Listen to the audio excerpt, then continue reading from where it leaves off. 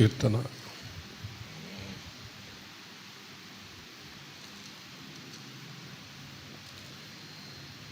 ముప్పై 34వ వచనం నుండి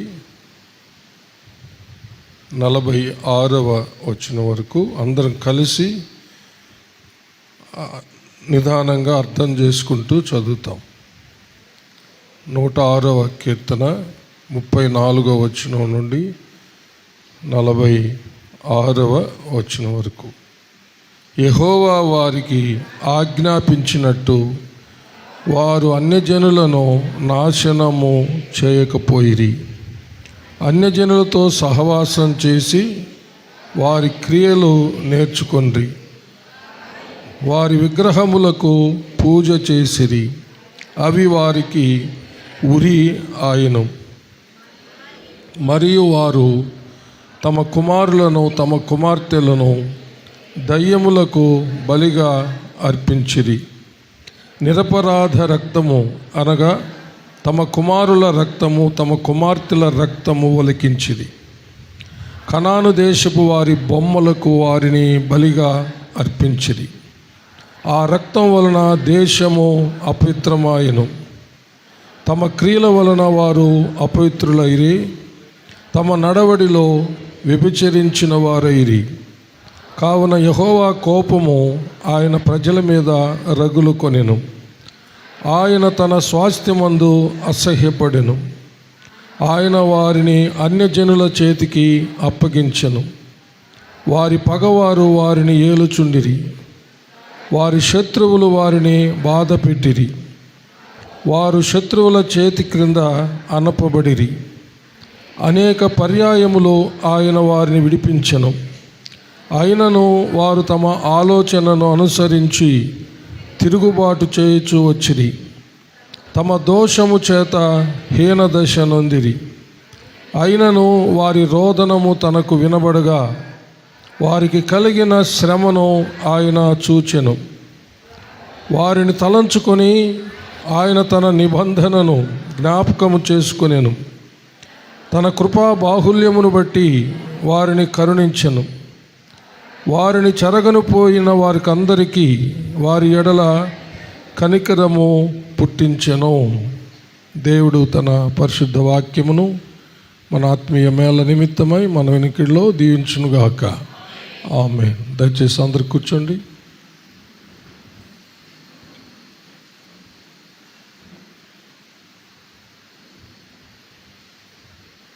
అందరు తల్లోంచి కళ్ళు మూసుకున్నట్లయితే ప్రార్థన చేసుకుందాం. అందరూ.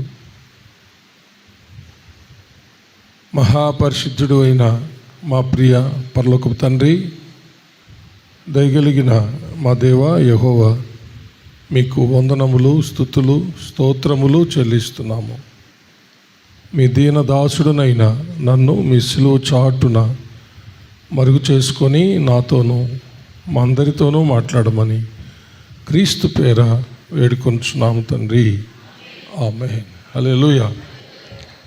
మనము మన అంశంలోకి వస్తూ ఉన్నాం.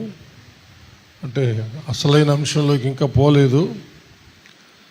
ప్రభురాత్రి బల్ల సందర్భంగా మనము ఒక ప్రత్యేకమైన సందేశం మనము విన్నాం. పస్కా బలి. ఈరోజు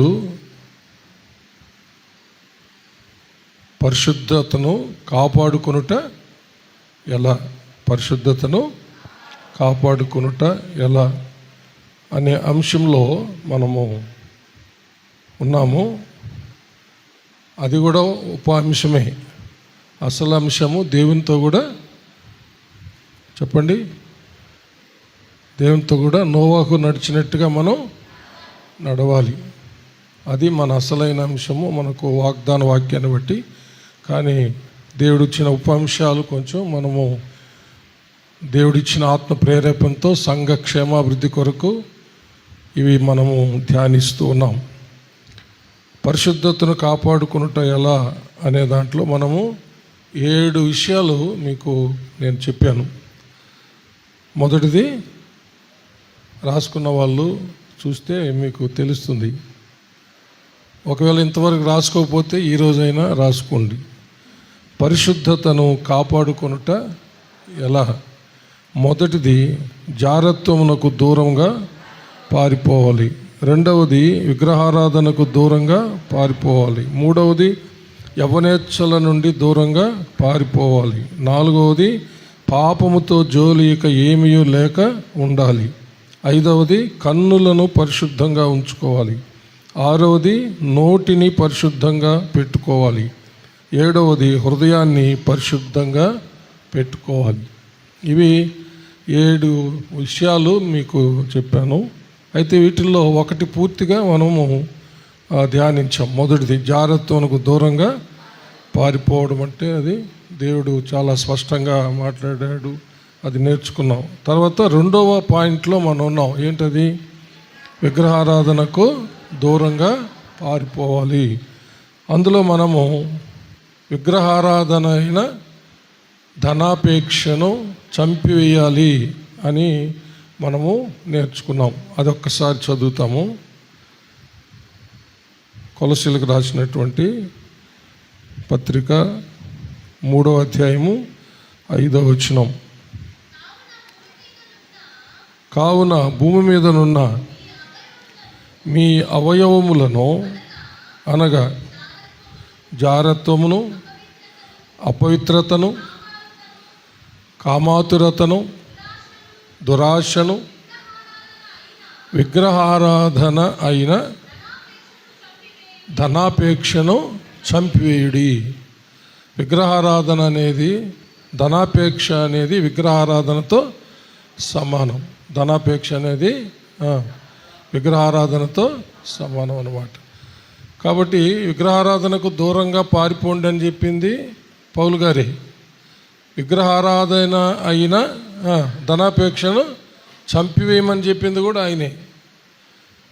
ఎందుకంటే ధనాపేక్ష సమస్త కీడులకు మూలం. దాన్ని గనక మనం చంపకపోతే ఆ ధనాపేక్ష మనలను చంపేస్తుంది. అందుకని దాన్ని ఖచ్చితంగా చెప్పాడు. ఏమనంటే దాన్ని చంపేయాల్సిందే. ధనాపేక్షను చంపకపోతే అది మనలను చంపుతుంది. ఆ విషయం కూడా మీకు చాలా వివరంగా తిమోతికి రాసిన మొదటి పత్రిక 6వ అధ్యాయంలో ఆ విషయాలు మీకు చాలా క్షుణ్ణంగా పరిశీలించి మనము పరిశుద్ధాత్మ ప్రేరేపణతో విన్నాం కదా. హల్లెలూయా.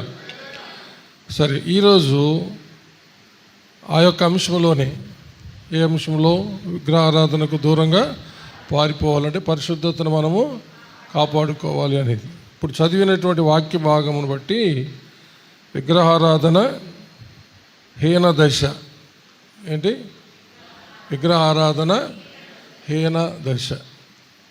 దేవుడు మోషే ద్వారా ఐగుప్తు దాస్యంలో నుంచి తన ప్రజలను ఇజ్రాయేలీలను కనాను దేశానికి నడిపించాడు కదా. హల్లెలూయా. అంటే మోషే కనాను దేశానికి చేరలేకపోయాడు, ప్రజలను చేర్చలేకపోయాడు. యెహోషువ ద్వారా కనాను దేశానికి దేవుడు చేర్చి ఆ కనాను దేశాన్ని అంతా ఆ 12 గోత్రాల్లో వాళ్ళకి పంచిపెట్టడం జరిగిందనమాట. హల్లెలూయా. ఆ 12 గోత్రాల్లో ఒక్క గోత్రానికి తప్ప, ఏ గోత్రానికి? లేవి గోత్రానికి తప్ప మిగతా 11 గోత్రాల వాళ్ళకి ఆ దేశము పంచి ఇవ్వడం జరిగిందనమాట. లేవీలకు ఎందుకు ఇవ్వలేదు? లేవీలకు స్వాస్థ్యము దేవుడే అన్నమాట. అంటే ఎందుకంటే వాళ్ళు దేవాలయంలోనే ఉండి దేవునికి సేవ చేయాలి. దేవాలయంలోకి వచ్చేవి వాళ్లకు స్వాస్థ్యంగా దేవుడు ఇచ్చాడు అన్నమాట. అందుకని భూభాగంలో లేవీలకు స్వాస్థ్యము ఇవ్వలేదు. హల్లెలూయా. అందుకనే సంఘ కాపురులు ఎక్కడ ఆస్తులు సంపాదించుకోకూడదనేది బైబిల్ చెప్తున్న సత్యం. హల్లెలూయా. అంటే ఆస్తులు పెంచుకోవడానికి లేదు సంఘ కాపురి. హల్లెలూయా. సంఘ కాపురి దేవుడు, సంఘ కాపురికి సేవకులకి దేవుడే ఆస్తి, స్వాస్థ్యం అన్నమాట. దేవుడు అప్పగిచ్చిన మందను కాస్తూ మందపాలు తాగాల్సిందే. హల్లెలూయా. మందను కాస్తూ మందపాలు తాగాల్సిందే. నృత్య ఎద్దు మూతికి చిక్కం వేయకూడదని చెప్పబడింది. అంటే సేవకులకు, ముఖ్యంగా సంఘ కాపురులకు దేవుడే స్వాస్థ్యం, ఆస్తి. అందుకే సంఘ కాపరి కూడా ఆస్తులు సంపాదించుకోవడానికి లేదు. దేవుడు అప్పగించిన ఆత్మల్ని కాచి మేపి లెక్క అప్పగించాలన్నమాట. అందుకని పిల్లలు ఎవరు కూడా ఆ పాస్టర్ గారిని మాకే ఆస్తులు సంపాదించి పెట్టలేదే అని అడగడానికి లేదనమాట. హల్లెలూయా. అంటే పాస్టర్ పిల్లలు కూడా అడగకూడదు, మాకేం ఆస్తి సంపాదించి పెట్టలేదే నువ్వు అని అడగకూడదు అనమాట. ఎందుకంటే వాళ్ళు కూడా తెలుసుకోవాలి ఏంటంటే దేవుడే మా నాయనైన పాస్టర్కి స్వాస్థ్యము దేవుడే అని. హల్లెలూయా. ఒకవేళ వాళ్ళు సేవ చేస్తే వాళ్ళకు కూడా దేవుడే ఆస్తి స్వాస్థ్యం. లేదంటే వాళ్ళకు దేవుడు పిల్లలకి ఎవరికైనా ఉద్యోగాలు ఇస్తే వాళ్ళు సంపాదించుకోవచ్చు, ఆస్తిపాస్తులు ఇంకేమైనా సంపాదించుకోవచ్చు. అర్థమైందా? హల్లెలూయా. అయితే నిజమైన సేవకులు ఎవరు ఆస్తులు సంపాదించుకునే మీద మనసు పెట్టరు. సంఘ కాపురులు అయితే సంఘాన్ని కాస్తారు, మేపుతారు. అలాగనే సంఘ కాపురికి చాలా కృపావరాలు ఇస్తాడు దేవుడు. అపోస్తలత్వం ఇస్తాడు, సువార్త ప్రకటించేది ఇస్తాడు, సంఘాలు స్థాపించేది ఇస్తాడు. ఇవన్నీ ఉంటాయన్నమాట. ఆ పనిలోనే ఆస్తి అంటే దేవుని సేవలోనే సంఘాలు కట్టడం, సంఘాలు విస్తరించడం, ఇదే వాళ్ళ పని అన్నమాట. చెప్పలు కూడా దేవుని మహింపరుస్తాం. సరే, ఇది నిజంగా ఇప్పుడు మన సబ్జెక్ట్ కాదు. ఎందుకో దేవుడు జ్ఞాపకం చేస్తే అది మీకు చెప్పాను. మన సబ్జెక్ట్ అది కాదు. ఇప్పుడు మన సబ్జెక్ట్ ఏమిటంటే దేవుడు వాళ్ళకి స్ట్రిక్ట్గా ఆజ్ఞ ఇచ్చింది ఏంటంటే కనాను దేశంలో ఉన్న వాళ్ళందరినీ చంపేసేయాల. కనాను దేశంలో ఉన్న వాళ్ళందరినీ చంపేసేయాల. వాళ్ళ విగ్రహాలన్నిటినీ నిర్మూలము చేసేయాలని చెప్పాడు అనమాట. మొత్తం అంటే అది మీకు స్వాస్థ్యము, కనాను దేశము. నేను అబ్రహాముకు నిబంధన చేశాను, వాగ్దానం చేశాను, అది మీది. కాబట్టి అక్కడ ఉన్నటువంటి వాళ్ళందరినీ మీరు నిర్మూలన చేసేసి, వారి విగ్రహాలన్నీ కూడా నిర్మూలన చేసేసి మీ స్వాస్థ్యాన్ని మీరు స్వాధీనం చేసుకోండి అని చెప్పాడు అనమాట.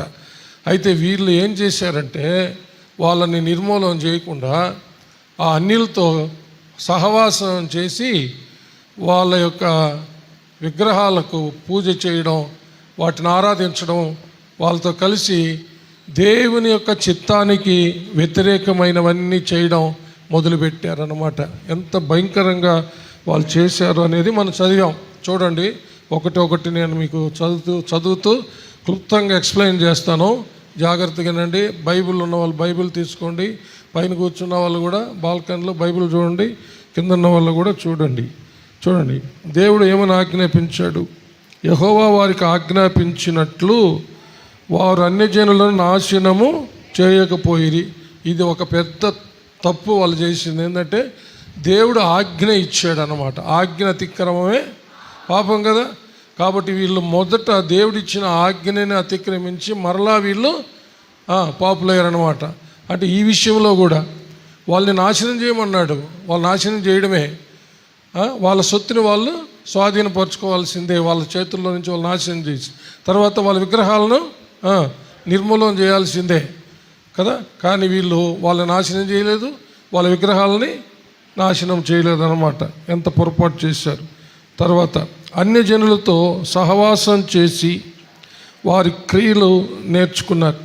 చూసారా, వాళ్ళు ఆ అన్యజనులతో వాళ్ళు నాశనం చేయకపోగా వాళ్ళతో సహవాసం చేసి వారి క్రియలు నేర్చుకున్నారు. ఇప్పుడు మనము చాలా ప్రమాదకరమైనటువంటి రోజుల్లో ఉన్నామనేది ఇప్పటి నుంచి కాదు, మొదటి నుంచి వింటున్నదే.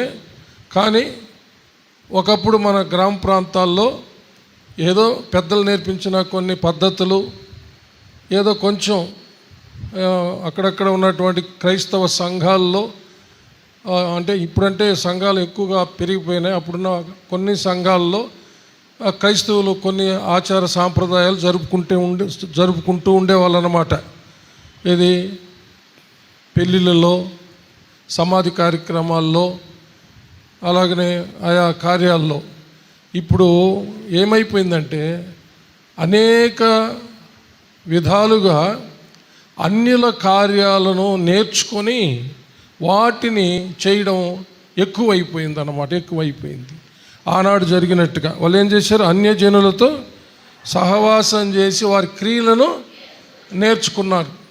పరిశుద్ధ బైబిల్ గ్రంథంలో ఉన్నటువంటి పద్ధతులను పక్కన పెట్టి అన్యులతో సహవాసం చేసి వాళ్ళు చెప్పేటటువంటి క్రియలు, వాళ్ళు చేసినట్టుగా కార్యాలు మన క్రైస్తవులు చేయడం, అది సంఘాల్లోనికి తేవడం, ఇండ్లలోనికి తేవడం చాలా దుఃఖకరంగా ఉంది. దీనికి కారణం ఏమిటంటే వాళ్ళతో సహవాసం చేయడమే. వాళ్ళతో మనం అన్యులతో సహవాసం చేయకూడదు, కానీ అన్యుల కోసం ప్రార్థన చేయాలి. ఏంటి చెప్పండి? అన్యుల్ని మనం తోసేయడానికి వాళ్ళ కోసం ప్రార్థన చేయాల్సిందే, వాళ్ళ రక్షణ కోసం ప్రార్థన చేయాల్సిందే, కానీ వాళ్ళతో సహవాసం చేసి వాళ్ళ క్రియలు నేర్చుకోకూడదు. నేను ఈ మధ్య కాలంలో కొన్ని వివాహ కార్యక్రమాలు చేసేటప్పుడు పోయినప్పుడు అక్కడ మేము తెలియజేయనివి, మన పితరులు బైబిల్ పెద్దలు తెలియజేయనివి అక్కడ జరుగుతున్నాయన్నమాట. ఆ పందిల్లో ఏంటి, ఈ కుండలేంటి, ఈ నీళ్ళు పోసేది ఏంటి, ఇదంతా ఏందని అంటే అది వీడియోలో చూశారంట. అది ఈ యొక్క వీడియోలో తర్వాత అన్నీ చూసేసి ప్రపంచంలో జరిగేటటువంటి ఆచారాలన్నీ చూసేసి వాటి ప్రకారము మన సంఘ కార్యక్రమాల్లో, వివాహ కార్యక్రమాల్లో, ఆయా కార్యాల్లో చేయడం చాలా దుఃఖకరమైనటువంటి విషయం అన్నమాట.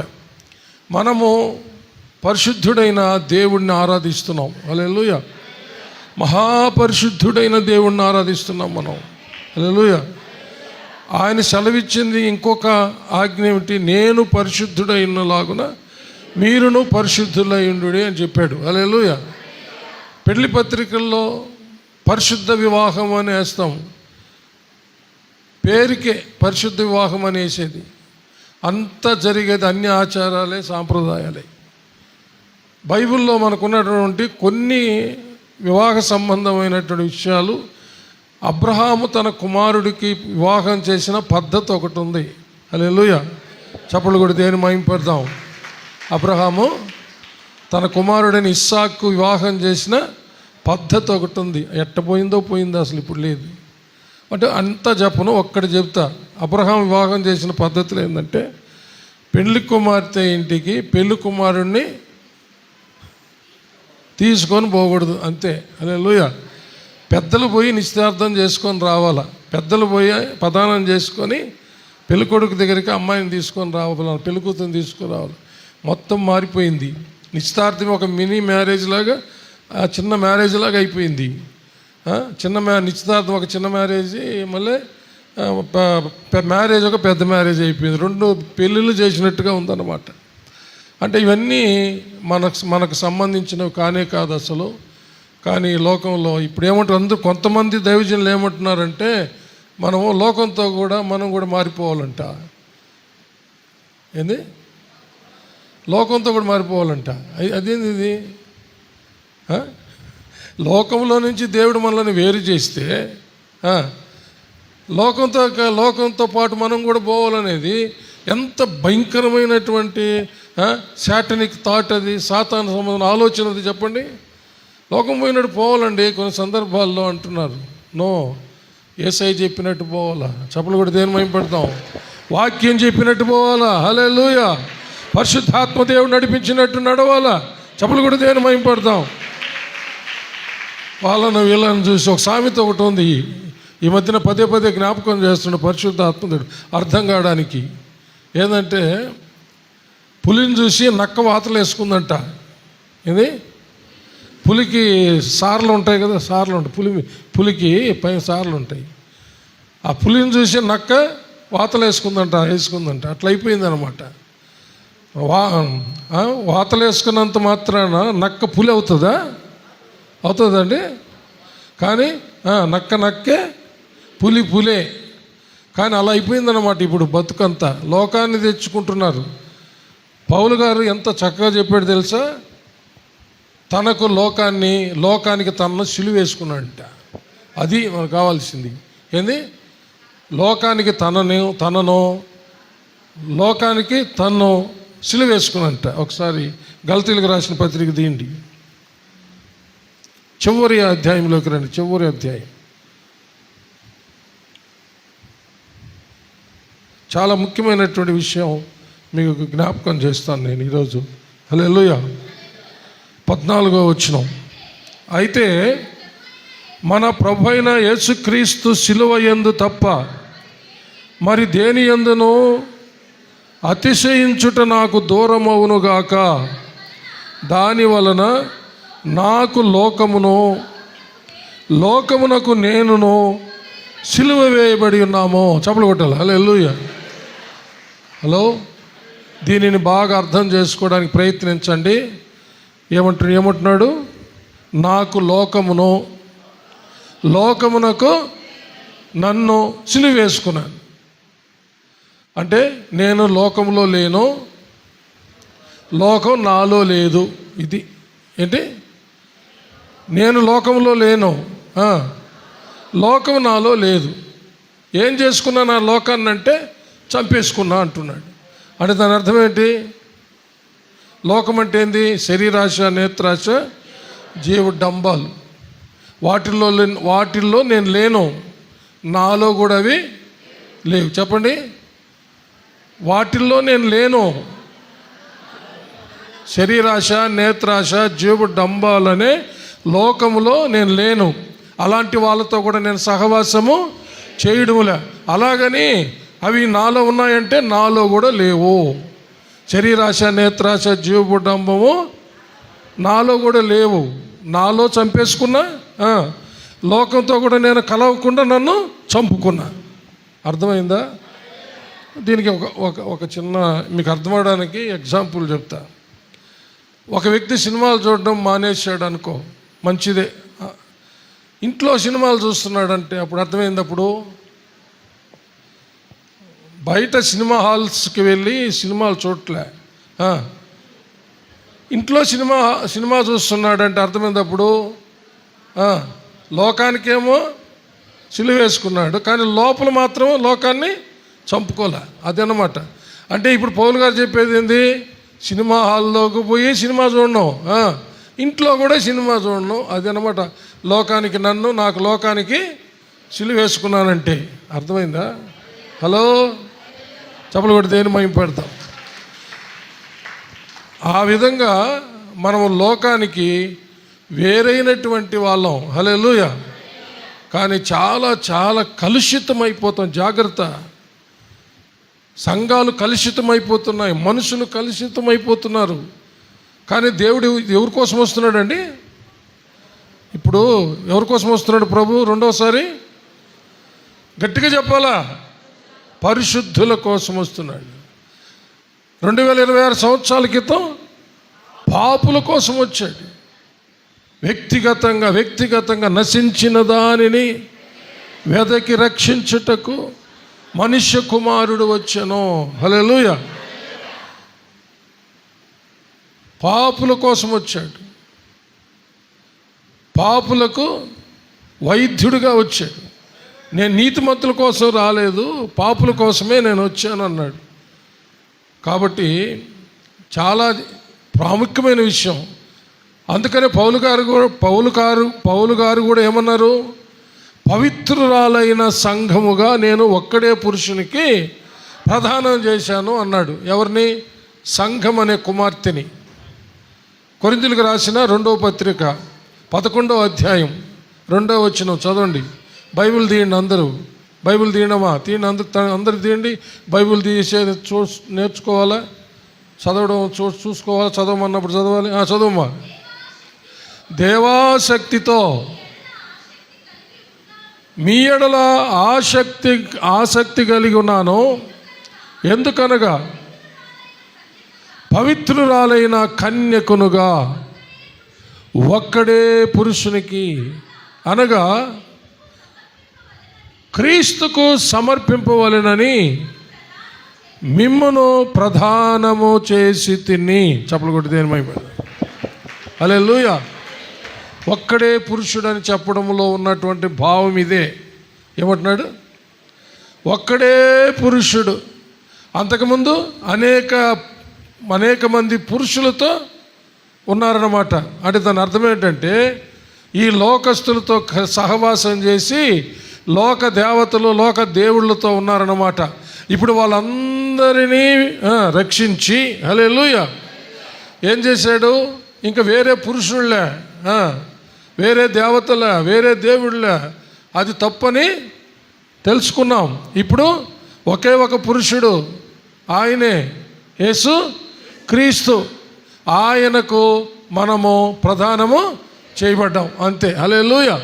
అంటే ఇంకొక వేరే దేవత, వేరే దేవుడు అనేది అసత్యం అన్నమాట.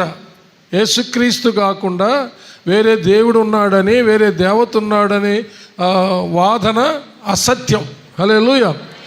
సత్యం ఏమిటంటే దేవుడు ఒక్కడే, దేవునికి నరులకు మధ్యవర్తి ఒక్కడే, ఆయనే క్రీస్తు యేసును నరుడు. తిమోతికి రాసిన మొదటి పత్రిక 2వ అధ్యాయము 5వ వచనం. తీయండి అందరూ ఒక్క నిమిషం అమ్మా. Very good. తీసారా? తిమోతికి రాసిన మొదటి పత్రిక 2వ అధ్యాయం 5వ వచనం చదువుమా. దేవుడు ఒక్కడే, దేవునికిని నరులకును మధ్యవర్తి ఒక్కడే, ఆయన క్రీస్తు యేసును నరుడు. హల్లెలూయా. ఆ ఒక్కడైనటువంటి క్రీస్తుకే ఈ యొక్క పవిత్ర సంఘము పవిత్రురాలైన కన్యకగా ప్రధానము చేయబడింది. హల్లెలూయా. హల్లెలూయా. అంటే అపోస్తలుడైన పౌలు గారు ఒక తండ్రిగా అంటే సంఘస్థులకి ఒక తండ్రిగా, సంఘమంతటిని కలిపి ఒక కుమార్తెగా, ఆయన ఒక తండ్రిగా సిద్ధం చేసి, పవిత్రురాలని కన్యకగా సిద్ధం చేసి ఎవరికి ప్రదానం చేశాడంటే, ఆ సంఘం కోసం ఎవరైతే ప్రాణం పెట్టారో, ఎవరైతే తన అమూల్యమైన రక్తాన్ని చిందించి కొన్నాడో ఆ ప్రభువుకే ప్రదానం చేశాడంట. చప్పలు కొట్టి దేవుని మహిమ. మనం ప్రధాన కార్యక్రమాలు చేస్తుంటాం కదా, దాని అర్థం ఏంటంటే ఆ తండ్రి, పెళ్లి కుమార్తె తండ్రి పెళ్లి కుమారుడికి ఆ తన కుమార్తెను ప్రదానం చేస్తాడు, ఇస్తాడు అన్నమాట, ప్రదానం చేస్తాడు. అది ప్రధానం అంటే తండ్రి తన కుమార్తెను పెళ్లి కుమారుడికి ప్రదానం చేయడం, దానం చేయడం, ఇవ్వడం. చప్పలు కూడా దేని మహిమపడతాం, ప్రతిష్ఠ చేయడం. హల్లెలూయా. లేదా ఒక నిబంధన చేయడం, ఒక ప్రమాణం చేయడం. ఆ విధంగా పవిత్రురాలైనటువంటి క్రీస్తు సంఘాన్ని ఒక్కడే పురుషుని కంటే ఎవరైతే ఆ సంఘం కోసం తన అమూల్యమైన రక్తాన్ని కార్చుకున్నాడో ఆయనకే ప్రదానం చేయబడింది అంటున్నాడు. కాబట్టి నీవు నేను ఇంకా పెళ్ళి కోసమే ఎదురు చూడడం, అంతే. హల్లెలూయా. ప్రధానం అయిపోయింది, పెళ్ళి కోసం ఎదురు చూస్తున్నాం. ఎవరికైతే ప్రదానం చేయబడ్డామో ఆ పెళ్లి కుమారుడు త్వరలో రాబోతున్నాడు. హల్లెలూయా. ఆకాశ మండలమునకు పరలోకము నుండి దిగి రాబోతున్నాడు. దాన్ని మధ్యాకాశం అంటాం. హల్లెలూయా. ఆ మధ్యాకాశానికి సంఘము ఎత్తబడబోతుంది. ఆ సంఘం పేరే ఏమంటున్నాడంటే పవిత్రురాలైన కన్యక. కన్యక కన్యక కన్యక కన్యకని రాయడంలో చాలా అర్థం ఉంది. హల్లెలూయా. ఇజ్రాయెల్ దేశంలో యూదుల్లో కన్యకకు ఒక ప్రత్యేకమైన డ్రెస్ ఉంటుందన్నమాట. కన్యకకు ఒక ప్రత్యేకమైన, అంటే ఆ డ్రెస్ వేసుకున్న అమ్మాయిని చూస్తే ఈ అమ్మాయి పురుషుని ఎరుగని కన్యక, పురుషుని ఎరుగని కన్యక. అదేనమాట. అంటే వివాహం కాకుండా కూడా చాలామంది పాపం చేసి ఉంటారు కదా కొంతమంది. అలాంటి పరిస్థితి కూడా లేదన్నమాట. అది కన్యక అంటే. చప్పలు కూడా దేవుని మహిమ పెడదాం. చప్పలు కూడా దేవుని గట్టిగా చప్పలు కొట్టి అర్థం చేసుకోవడానికి ప్రయత్నించండి. అంటే పురుషుణ్ణే ఎరగనిది అది కన్యక అంటే. హల్లెలూయా. ఆ విధంగా పవిత్రమైనది క్రీస్తు సంఘమైనటువంటి మనం అందరము అలాగా పవిత్రమైనటువంటి కన్యకలాగా ఉన్నాము. మనం ప్రదానం చేయబడ్డాము. ఎవరికంటే ఎవరైతే సంఘం కోసం తన యొక్క ప్రాణం పెట్టాడో, అనగా రక్తాన్ని చిందించాడో ఆయన కోసం, ఆయనతోనే పెళ్లి జరగబోతా ఉంది. హల్లెలూయా. అందుకనే కదా దేవుని యొక్క వాక్యం ఏం చెబుతుంది, మీరు మీ సొత్తు కాదు అన్నాడు. హల్లెలూయా. విలువ పెట్టి కొనబడిన వారు. కొరింథీయులకు రాసిన మొదటి పత్రిక 6వ అధ్యాయము చివరి వచనం. ఒకరు తీస్తూ ఉన్నారు. బైబిల్ తీయండి. కొరింథీయులకు రాసిన మొదటి పత్రిక 6వ అధ్యాయము చివరి వచనం. మీరు మీ సొత్తు కాదు, విలువ పెట్టి కొనబడిన వారు కనుక మీ దేహముతో, చూసారా, మీ దేహముతో దేవుని మహిమ పరచుడి. చప్పలు కొట్టాలి. హల్లెలూయా. అంతేనండి. ఇంకా ఈ సత్యాన్ని గ్రహిస్తే నువ్వు ఇంకొక దగ్గరకు పోయి ఒక బొమ్మ కాడ కూర్చోవు, ఒక చెట్టు కాడ కూర్చోవు, ఒక పుట్టకాడ కూర్చోవు. అందుకని ఆ పాట పాడింది. మన దేవుడు మాట్లాడే దేవుడు అని పాట ఇందాక ఎందుకు పాడామంటే, మన దేవుడు అంటే అసలు దేవుడు అంటే ఎవరంటే మాట్లాడాలా. హల్లెలూయా. చప్పలు కూడా దేవుని మహిమ. తన ప్రజలు మొరపెడితే వినాలా, తన ప్రజలకు తన గుప్పిలి విప్పి సహాయం చేయాలా, తన ప్రజలతో నడవాలా, వాళ్ళు నడిపించాలా, ఆదరించాలి, ఓదార్చాలి, హత్తుకోవాలి, కౌగిలించుకోవాలి, ముద్దు పెట్టుకోవాలా. హల్లెలూయా. ఆయన ప్రేమను పంచాలా. ఆ ప్రేమను ఎలా త్యాగం చేశాడు మనకు తెలుసు కదా.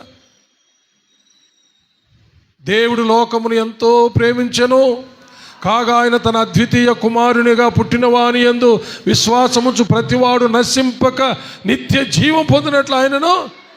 అది దేవుడంటే. మానవుల రక్షణ కొరకై తన ప్రాణాన్ని త్యాగం చేసేవాడు దేవుడు. ప్రాణాలు తీసేవాడు దేవుడు ఎట్టవుతాడు?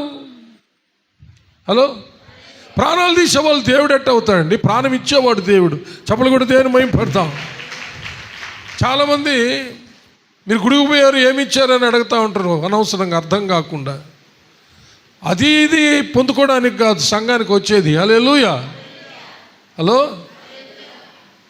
దేవుడు ఎవరినైతే త్యాగం చేశాడో ఆయన్ని పొందుకోవడానికి సంఘానికి వచ్చేది. చప్పలు కొట్టి దేని మీద. దేవుడు ఎవరిని త్యాగం చేశాడు? యేసయ్యని త్యాగం చేశాడు నీ కోసం, నా కోసం. ఆయన్ని పొందుకోవడానికి గుడికి రావాలి. హల్లెలూయా. ఆయన్ని పొందుకుంటే ఆయన చూసుకుంటాడు నీకు కావలసినవన్నీ, నీ లైఫ్ లాంగ్, నీ లైఫ్ స్పాన్ అంతా. ఎవరినైతే నీ కోసం, నా కోసం దేవుడు అనుగ్రహించాడో ఆయన్ని నువ్వు స్వీకరిస్తే, హల్లెలూయా, నీకు కావలసినవన్నీ అటు పిమ్మట ఆయన అన్నీ చూసుకుంటాడు. హల్లెలూయా. పరలోకమే చూసుకుంటుంది అన్నీ. పరలోకము నుంచి పంపబడ్డ దేవుడు త్యాగం చేసిన తన కుమారుని ఎవరైతే హృదయం తెరచి చేర్చుకుంటారో ఆ పరలోకంలో దేవుడు, తండ్రి అయిన దేవుడు అన్నీ చూసుకుంటాడు వాళ్ళకి. అందుకని నీ హృదయంలో యేసయ్య ఉంటే చాలు, నీకు అన్నీ ఉన్నట్టే. ఎందుకంటే దేవుడు త్యాగం చేసిన యేసయ్యని చేర్చుకున్నావు కదా, చూస్తాడు దేవుడు, నీకు అన్నీ శాంక్షన్ అయిపోతాయి పరలోకం నుంచి. చప్పలు కొట్టి దేని మహిమ పడుతుంది. అసలు యేసయ్యను చేర్చుకోకుండా మేము గుడికి వస్తున్నాం, అది లేదు ఇది లేదంటే, యేసయ్యను చేర్చుకోకుండా ఏ ఆశీర్వాదం ఉంది నీకు? యేసయ్యను చేర్చుకుంటేనే నీకు ప్రతి ఆశీర్వాదం. యేసయ్యను చేర్చుకుంటేనే ప్రతి అవసరం తీర్చబడేది. యేసయ్యను చేర్చుకుంటేనే స్వస్థత. హల్లెలూయా. యేసయ్యను చేర్చుకుంటేనే ప్రతిది. ఆఖరికి యేసయ్యను చేర్చుకుంటేనే నిత్య జీవం. హల్లెలూయా. ఇప్పుడు రోమపత్రిక 6 చివరి వచనంలోకి రండి. 6 చివరి వచనం. రోమపత్రిక 6 చివరి వచనం చదువుమా. ఏలైనగా పాపం వల్ల వచ్చు జీతము మరణము, అయితే దేవుని కృపావరం మన ప్రభు అయిన క్రీస్తు యేసునందు నిత్య జీవం. వాటి వండర్ఫుల్ ఇట్ ఈస్. ఏంటండి? దేవుని కృపావరము క్రీస్తు యేసునందు నిత్య జీవం. నువ్వు ఆయన చేర్చుకొని చూడు, ఆయన అడుగుజాడలు నడిచి చూడు, చివరకు ఆయన అనుగ్రహించే కృపావరమైన నిత్య జీవానికి చేరిపోతావు. నిత్య నరకాన్ని తప్పించుకుంటావు. చాలామందికి నరకం అంటే కూడా ఎగతాలే. మీరే పోండి మోక్షానికి, మేమే పోతాం నరకానికి. పోతే తెలుస్తుంది వాళ్ళకి, అరే రే రే రే చాలా పొరపాటుగా మాట్లాడేసామే అని. అప్పుడు తెలుస్తుంది. చాలామంది అంటుంటారా, మీరే పోండి మోక్షానికి. అమ్మ బైబిల్ పెట్టుకోబోతుంటారు. కొంతమందిని రోడ్డులో నిలబడి ఎంతోమంది ఎగతాలు చేసేవాళ్ళు ఈ మధ్యన మన ఊరుల్లో. ఈ బైబిల్లో సంకలు పెట్టుకొని పోతున్నారు ఈ ఆడవే. పోండమ్మా పోండి మీరే పోతారు మోక్షానికి, మేము పోతాం నరకానికి అని వాళ్ళు అన్నమాట. వాళ్ళు పోతే తెలుస్తుంది అసలు నరకం అంటే. అక్కడ ఎంతోమంది అలాగ ఎగతాలు చేశారు మనల్ని, మీకు తెలీదు. హలో, ఇప్పుడు ఎగతాళి చేయడం మానేశారు అనేక మంది. ఎందుకంటే ఇప్పుడు మనలను ఒకరు ఇద్దరు ముగ్గురుగా ప్రారంభమైన మన సేవను మనం నడిపిస్తున్న విధానాలు, పాటలు, ఉద్యమము, పరిశుద్ధాత్మ అభిషేకము, భాషలు మాట్లాడుతూ ఉంటే ఎంతో ఎగతాళికి మేము గురయ్యాం. అది ఇప్పుడు చెప్పడం సమయం కాదు. ఇది ఎన్నో విధాలుగా. కానీ ఆఖరికి తెలుసుకున్నారు అవి పరిశుద్ధాత్మ అభిషేకంతో వచ్చే మాటలని తెలుసుకున్నారు. హల్లెలూయా. అప్పుడు అందరూ మౌనమయ్యారన్నమాట. అందులోనూ ఊరకనే అలాగా మౌనమైపోయారా? ప్రజలు రక్షించబడడం ఆరంభమైంది. హల్లెలూయా. పాపులు రక్షించబడడం ఆరంభమైంది. దరిద్రులు ఆశీర్వదించబడడం ఆరంభమైంది. ఎలా ఆరంభమైంది? ఎప్పుడైతే ప్రభువుని సొంత రక్షకుడుగా చేర్చుకున్నారు. ఒకప్పుడు మన గ్రామాలు ఏమిటి, ఇప్పుడు మన గ్రామాలు ఏమిటి? ఒకప్పుడు మన కుటుంబాలు ఏమిటి, ఇప్పుడు మన కుటుంబాలు ఏంటి? హల్లెలూయా. ఒకప్పుడు మన ఆస్తి ఐశ్వర్యాలు ఏమిటి, ఇప్పుడు మన ఆస్తి ఐశ్వర్యాలు ఏమిటి? ఒకప్పుడు మన బిడ్డల చదువులు ఏమిటి, ఇప్పుడు మన బిడ్డల చదువులు ఏమిటి? ఏంటి అన్నీ? హల్లెలూయా. ఒకప్పుడు నిత్యము తాగి తందనాలాడుతూ కొట్టుకుంటూ రాత్రి ఊరికి వస్తానంటేనే భయం వణుకుతో జీవించిన మన కాపురాలు, మన కుటుంబాలు ఈ రోజుల్లో ఎంత నెమ్మది అనుభవిస్తున్నాం మన గ్రామాల్లో. చప్పట్లు కూడా దేని భయపడతాం. ఎవరైనా పెద్దలు మన గ్రామంలో ఇంకా బతికుంటే వాళ్ళని అడిగి చూడండి. దాదాపు 35-40 సంవత్సరాల క్రితం ఎట్టనింది మన యొక్క ఇలవారి తినే సంగతిని అడిగి చూడండి, మీకు తెలుస్తుంది. హలో, కాసంత మనశ్శాంతిగా నిద్రపోతున్నామంటే దేవుని కృప. హల్లెలూయా. చప్పట్లు కూడా దేవుని భయపడతాం. ఎంత భయంకరం అంటే ఎవడు తాగి ఇంటి మీదకి వస్తాడని ఒక భయం అయితే, ఎవడు తాగి ఎవరింట్లోకి దూరతాడనేది ఒక భయం. భయంకరం అన్నమాట. ఎవడు వచ్చి దొంగతనం చేస్తాడని ఒక భయం. ఎంత భయంకరమైనటువంటి గ్రామాలు మనమన్నీ దేవుడు ఆశ్చర్యరీతిగా రక్షించి శాంతి సమాధానాలతో కూడినటువంటి ధన్యత, భాగ్యాన్ని అనుభవిస్తున్నాం. చప్పలు కొట్టి దేవుని మహిమ కలుగునుగా. హల్లెలూయా. యేసయ్య ద్వారా వచ్చింది, నీ హృదయంలో చేర్చుకో. ఆయన ద్వారానే ప్రతిదీ వచ్చేది. రక్షణ, విమోచన, ఆశీర్వాదాలు. ఎఫెసీయులకు రాసిన పత్రిక 1వ అధ్యాయం 3వ వచనం.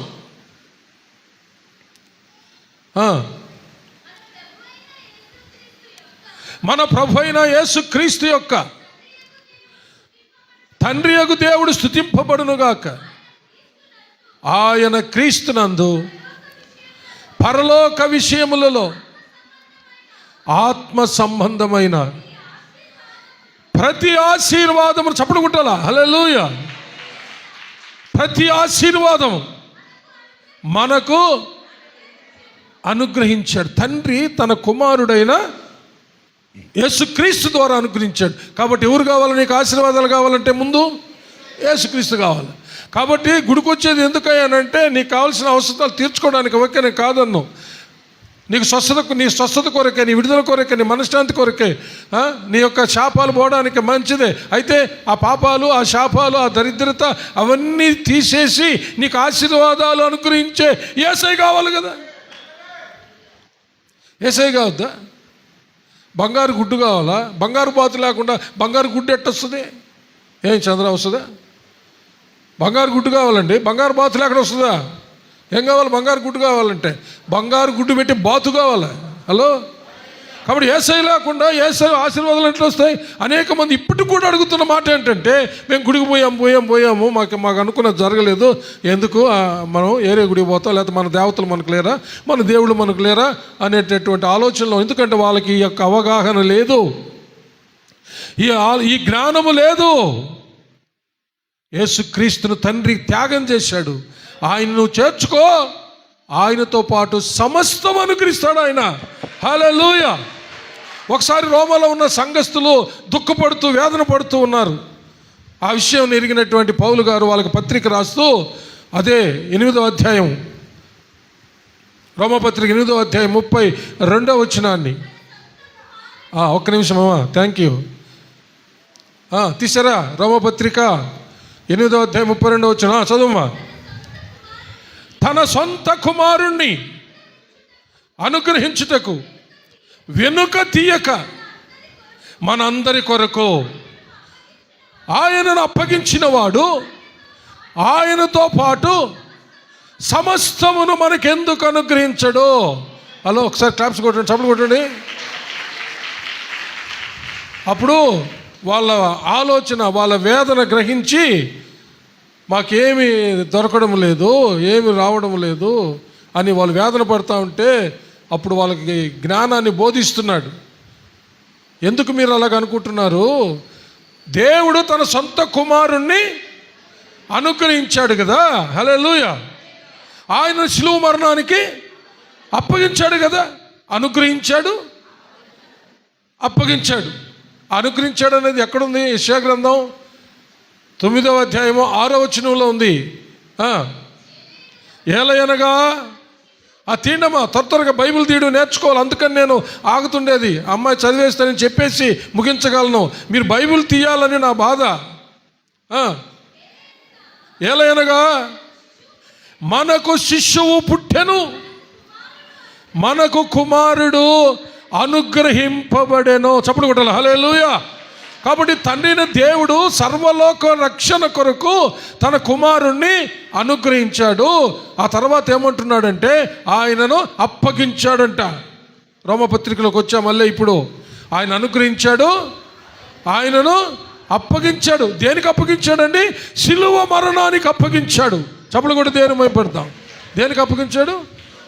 కుమారుణ్ణి మనకు ఇచ్చాడు, అనుగ్రహించాడు.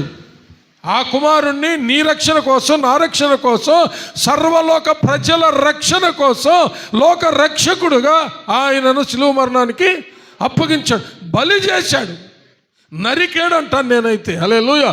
ఒక బలి ఇచ్చినప్పుడు ఒక బలి పశువుని ఎలా నరుకుతామో, చంపుతామో, యేసు ప్రభుని తండ్రి నీ కోసం, నా కోసం బలి ఇచ్చాడు, నరికాడు అనమాట. చప్పలు కొట్టి దేవుని మహిమపడ్డాడు. ఆ రోజు అబ్రహాము తన కుమారుడైన ఇస్సాకును నరకడానికి, బలి ఇవ్వడానికి కత్తి ఎత్తినట్టుగా, హల్లెలూయా, అక్కడ ఆపేశాడు. తన దూతను పంపించి, హల్లెలూయా. ఇక్కడ మాత్రము తండ్రి తన కుమారుణ్ణి బలిగా ఇచ్చాడు. అబ్రహామును ఆపాడు. అబ్రహాముకు బదులుగా ఒక గొర్రె పిల్ల బలి కాబోతుంది. అదే బాప్తిస్మిచ్చే యోహాను చెప్పింది. యోహాను సువార్త 1వ అధ్యాయము 29వ వచనంలో, ఇదిగో లోక పాపమును మోసుకొని పోవు దేవుని గొర్రెపిల్ల, హల్లెలూయా. ఒక భక్తుడు ఒక పాట రాశాడు, ఇస్సాకుకు ప్రతిగా బలి అయిన గొర్రె పిల్ల. ఎందుకు రాయబడిందంటే ఆ రోజు ఇస్సాకును బలి ఇవ్వకుండా ఆపి ఆ చెట్ల కొమ్మల్లో ఇరుక్కున్నటువంటి గొర్రె పిల్లను తెచ్చి బలి ఇచ్చారనమాట. అది ఎవరిని చూపిస్తుందంటే మన ప్రభు అయిన యేసుక్రీస్తుని, హల్లెలూయా. ఐగుప్తు దేశంలో నుంచి దేవుడు తన ప్రజలను వెలుపలికి తీసుకొని వచ్చేటప్పుడు బలి ఇచ్చినటువంటి గొర్రెపిల్ల రక్తం, పస్కా బలి రక్తం, వాళ్ళ ద్వారబంధు నిలువుకమ్ములకు అడ్డకమ్ముకు పూసిన రక్తం, ఇప్పుడు సిలువ వేయబడిన క్రీస్తు రక్తం. పోయిన వారం విన్నాం, సిలువ వేయబడిన క్రీస్తు రక్తం, పస్కా బలి పశువుగా వధించబడిన క్రీస్తు రక్తం, రక్తం, రక్తం, హల్లెలూయా. మన మీద, మన కుటుంబ సభ్యుల మీద, మన ఇల్లు వాకిళ్ళ మీద, మన వస్తు వాహనాల మీద ఉన్నదంతా యేసయ్య రక్తమే, హల్లెలూయా, హల్లెలూయా. స్కూటర్లు తెస్తారు, కార్లు తెస్తారు, ప్రతిష్ఠ చేస్తాం. పిల్లలు సైకిల్ తెస్తారు. కారుకి ఎట్ట ప్రార్థన చేసి ప్రతిష్ఠిస్తానో సైకిల్కి కూడా అట్టే ప్రతిష్ఠ చేసి ప్రార్థన చేస్తాను నేను. చప్పలు కూడా దేని మహిమపడతాం, హల్లెలూయా. మీకు అర్థమైందా? ఎందుకు? కారు సైకిల్ అని కాదు, యేసయ్య రక్తం కావాలా. చప్పలు కొట్టి దేని మహిమపడతాం. అదేంది చిన్న సైకిల్ అని చెప్పేసి దాన్ని తునీకరించేది ఏమీ లే, హల్లెలూయా. వాళ్ళు చిన్న బిడ్డలు తెస్తారు, వాడు పెట్టి కారుకి ఎట్లా ప్రతిష్ఠ చేస్తామో అట్లే ఆ సైకిల్కి కూడా చేస్తాను నేను.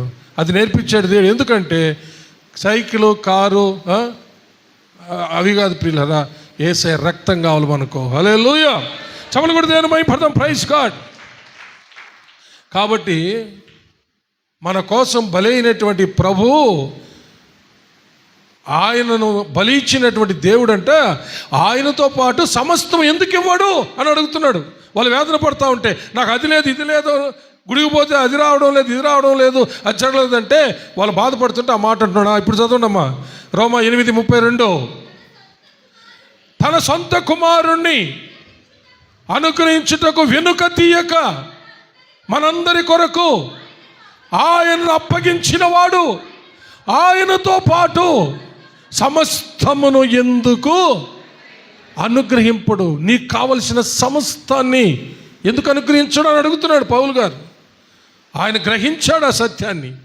తన సొంత కుమారుణ్ణి సర్వలోక రక్షణ కొరకు త్యాగం చేసిన దేవుడు, హల్లెలూయా, ఆయనతో పాటు మనకు కావలసిన సమస్తాన్ని ఎందుకు ఇవ్వడు?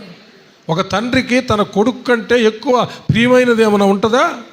ఆ ప్రియమైన కుమారుణ్ణే దేవుడే చెప్పాడు, ఈయన నా ప్రియ కుమారుడు, ఎందు నేను ఆనందిస్తున్నానని. బాప్తిస్వం తీసుకున్న రోజున యేసుప్రభు బాప్తిస్వం యోహాను దగ్గర బాప్తిస్వం పొంది ఒడ్డుకెక్కినప్పుడు పరిశుద్ధాత్మ పావురం వలె పరలోకా నుంచి దిగి వాలినప్పుడు తండ్రి మాట్లాడుతున్నాడు, ఈయన నా ప్రియ కుమారుడు, ఈయన ఎందు నేను.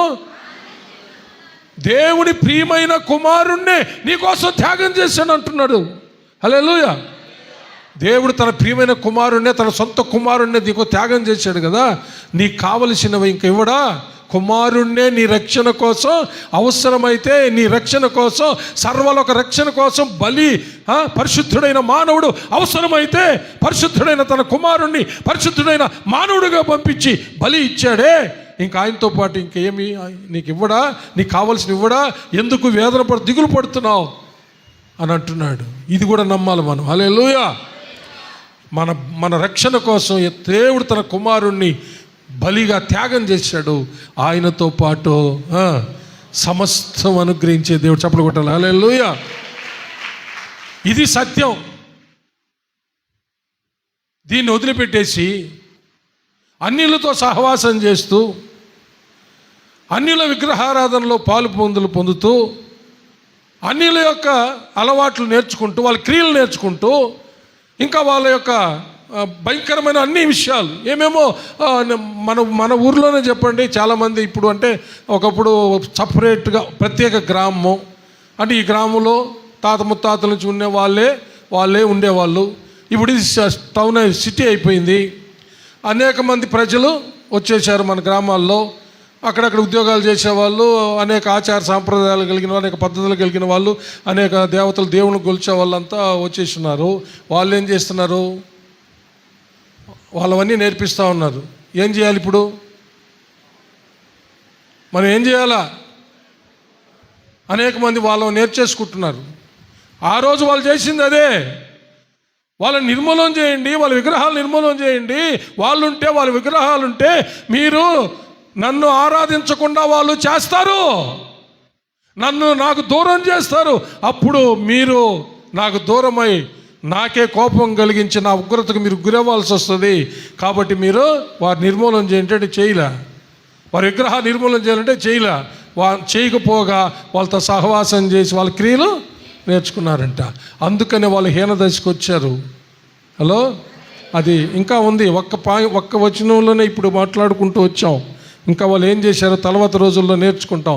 కాబట్టి మన సహవాసము దేవునితో, తండ్రి అయిన దేవునితో, మన సహవాసము కుమారుడైన దేవునితో, అనగా కుమారుడైన యేసయ్యతో, మన సహవాసము పరిశుద్ధాత్మ దేవునితో, మన సహవాసము పరిశుద్ధులైనటువంటి విశ్వాసులతో. గుర్తుపెట్టుకోండి. హల్లెలూయా. ఇవన్నీ నా సొంతగా చెప్పేవి కాదు. యోహాను రాసిన మొదటి పత్రిక 1వ అధ్యాయంలో ఉన్నాయి. హల్లెలూయా. అపోస్తలుడైన పౌలు గారు ఆశీర్వచనం పలుకుతూ పరిశుద్ధాత్మ సహవాసం అన్నాడు. తర్వాత ఇదేమంటుంది? దీని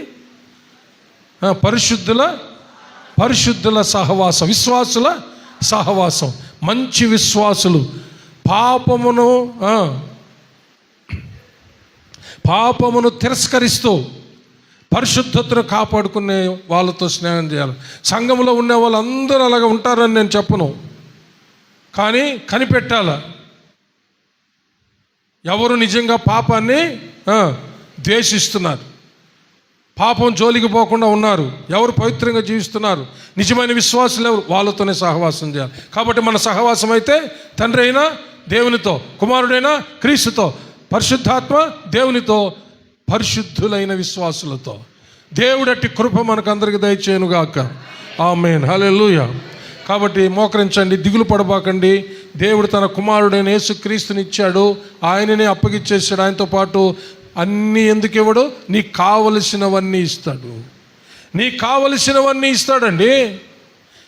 నువ్వు నమ్మి యేసు ప్రభువుని వెంబడించు, ఆయనతో సహవాసం చేయి. తండ్రి అయిన దేవుడంట ఒక అద్భుతమైన విషయం ఉంది. తన కుమారుని సహవాసానికి పిలిచాడంట. కొరింథీయులకు రాసిన మొదటి పత్రిక 1:9 వచనంలో ఆ మాట రాయబడిందండి. ఎంత గొప్ప మాట అండి. అసలు మనం ఎవరమండి? అసలు మనం ఎవరమై, మనం ఎంత భయంకరలో. అలాంటి మనలను రక్షించి తండ్రి మాట్లాడుతున్నాడు ఏమంటే, తన కుమారుడి సహవాసానికి పిలిచాడంట. ఎంత గొప్ప భాగ్యం అండి. సృష్టికర్త అయిన దేవుని కుమారుడు, ఆ సాక్షాత్తు సృష్టికర్త అయిన యేసయ్యతోనే సహవాసానికి మనం పిలువబడ్డాం. మనం అంతకు యోగ్యులమా? మనం ఎంత అయోగ్యులము, ఎన్నిక లేని వాళ్ళము, పాపులము, నీచులము. కీర్తనలో విన్న ప్రకారము అరికాల ముదుకు నన్నెత్తి వరకు పాప పుండ్లతో దుర్వాసన కొట్టుకుంటూ పాపపు కంపుతో జీవిస్తున్నటువంటి వాళ్ళం. ప్రతివాని గుండె బలహీనమైపోయిన పరిస్థితి, ప్రతివాని నడినెత్తిన వ్యాధి కలిగిన పరిస్థితి, ఎక్కడ కూడా స్వస్థత కొంచెమైనా లేదు, అరికాల మొదలుకొని నడినెత్తి వరకు. అలాంటి మనలను రక్షించటానికి, స్వస్థపరచడానికి దేవుడు తన కుమారుని పంపించి గొప్ప రక్షణ కలిగజేశాడు. నీవు యేసు ప్రభువుని సొంత రక్షగా చేర్చుకో, ఆయనతో సహవాసం చేయి. దేవుడు అన్నీ నీకు ఇస్తాడు. నీ రక్షణ కోసం కుమారుణ్ణి ఇచ్చేసాడు. ఇంక నీకు ఆయన మిగతా ఎందుకు ఇవ్వడు? నువ్వు సందేహపడుతున్నావు. అందులో నువ్వు దేవుని గురించి సరిగా ఎరగలేదని అర్థం. నువ్వు అనవసరంగా ఆలోచిస్తున్నావు. నేను గుడికి పోతున్నా, నాకేం జరగలేదని. నువ్వు గుడికి పోతూ ఏ విధంగా ఉండాలా, ఏ విధంగా నమ్మాలి, ఎవరిని స్వీకరించాలి అనేది నువ్వు ఎరగక నువ్వు ఊరికనే వచ్చి పోతున్నావు కాబట్టి నీకు ఏమి జరగట్లేదు అంతే. నీవు గనక సత్యాన్ని ఎరిగి ఆ సత్యమైన యేసుక్రీస్తుని నీ హృదయంలో చేర్చుకుంటే ఆయనతో పాటు సమస్తము తండ్రి అయిన దేవుడు నీకు అనుగ్రహిస్తాడు. యెహోవా నా కాపురి, నాకు లేమి కలుగుదు అన్నాడు దావీదు రాజు. అంతే. ఎందుకంటే అన్నీ ఆయన ఇస్తాడు. ప్రార్థించుకుందాం ప్రియులరా. దయచేసి అందరూ అలాగే తలంచి కనుమూసుకున్నట్లయితే ప్రార్థన చేసుకుందాము. అర్థం చేసుకోండి. ఈ లోకస్తులతో సహవాసాలు చేయబాకండి. వాళ్ళ అలవాట్లు నేర్చుకోబాకండి. వాళ్ళ క్రియలు, వాళ్ళ ఆచారాల్లోకి బాబాకండి. సత్యము కాని దాన్ని వాళ్ళు ఆరాధిస్తున్నారు, పూజిస్తున్నారు. సత్యము యేసుక్రీస్తు, ఆయన నిజదేవుడు, నిజరక్షకుడు, ఆయన సత్యం. ఆయన హృదయం చేర్చుకోండి, ఆయన ఆరాధించండి, ఆయన అడుగుజా నడవండి. తన సొంత కుమారుని మనకు అనుగ్రహించుటకు వెనుక తీయక మన కొరకు అప్పగించిన తండ్రి అయిన దేవుడు ఆయనతో పాటు సమస్తమును అనుగ్రహిస్తాడు. నీకు, నీ బిడ్డలకు, నీ బిడ్డల బిడ్డలకు నీకు కావాల్సిన సమస్తం ఆయా కాలాల్లో అన్నీ అనుగ్రహిస్తాడు. Thank you Jesus. ప్రార్థించుకుందాం. విన్న వాక్యాన్ని బట్టి క్లుప్తంగా ఎవరైనా ఒకరు ప్రార్థించండి. ప్రార్థించే వాళ్ళు చేయెత్తితే మీకు మైక్ అందిస్తారు. చక్కగా క్లుప్తంగా ప్రార్థన చేయండి.